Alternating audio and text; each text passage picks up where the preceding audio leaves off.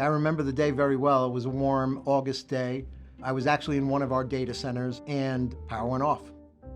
It's a terrible feeling. New York City is such a vibrant city. It is always alive, day or night. And to see everything kind of come to a stop is really a daunting thing.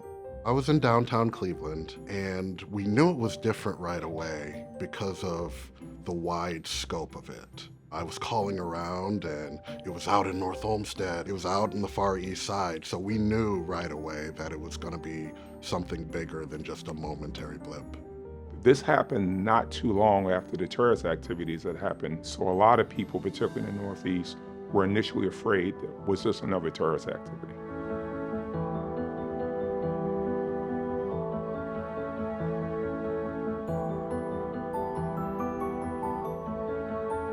There were 3 T's that principally could contribute. 1 T meaning tree trimming, and then how vegetation was managed. 2, tools. There was an acknowledgement or finding that there may have been some bugs in some of the energy management systems. And 3, and for me probably most significant, was there were some gaps in training for the people who actually operate the various subcomponents of the grid. If you've stacked up 1 million stacks of Swiss cheese, and in that million, by random chance, you had one where all those holes lined up perfectly. That's sort of what happened in the blackout of 2003. Following the 2003 blackout, there was a change to federal energy policy, the Energy Policy Act of 2005, that created NERC as the Electric Reliability Organization, charged with setting and enforcing mandatory reliability standards. And we worked out an approach to do that where we took all of these regional reliability councils, turned them into regional entities that also had statutory authority to actually go out and do the compliance monitoring. We work collaboratively to determine what are the best solutions to bring to bear to ensure that we're maintaining the integrity of the electric system. A number of standards were put in place. These standards are applicable across the ERO. They can carry penalties and fines with them if they're not maintained. One of the things that's also very important to note is that we're an international organization. So following the formation of the ERO in the US, the National Energy Board in Canada entered into an MOU with us, recognizing us as the international ERO, because the system in Canada is highly interconnected with the US system, and electricity doesn't respect any borders. So an issue in Canada quickly becomes an issue here can quickly become an issue in Canada. We saw that in the 2003 blackout. The electric grid right now is undergoing a major transformation. And if I look back at the things we were set up to do in 2005, I think we've accomplished that, right? We have all the basic standards in place around vegetation management and facility ratings and all that kind of bread and butter, good spinach stuff that utilities have to do very well day in and day out, 24 hours a day, 7 days a week, 52 weeks a year. What's really challenging the sector right now are all the new issues that are coming at us. The desire to move to a greener grid, which all of us support, has to be done in a very deliberate fashion, and there has to be enough time associated with that.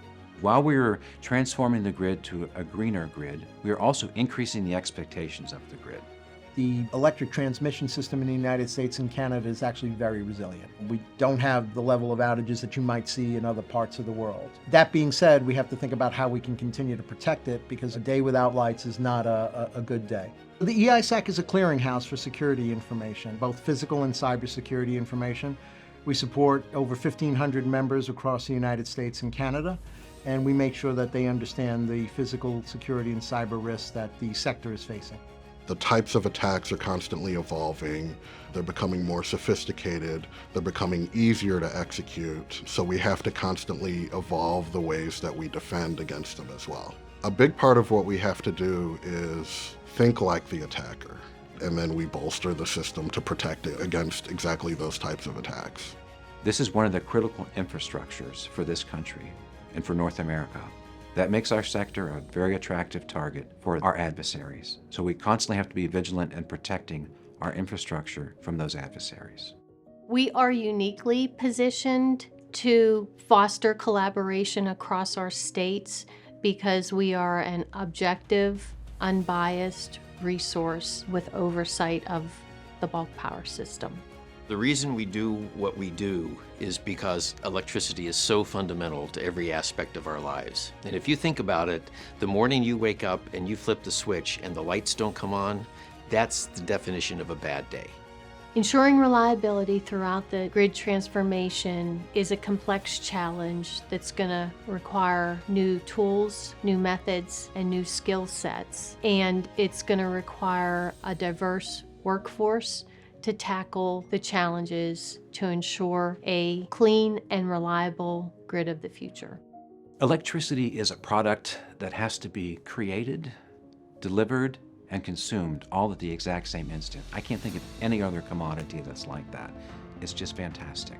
We have a tremendous opportunity in front of us, along with tremendous challenges, to be forward-looking and to do everything we can to preserve the kind of electric service that we've come to not just enjoy and demand, but we depend upon it. It's a necessity right now to sustain human life.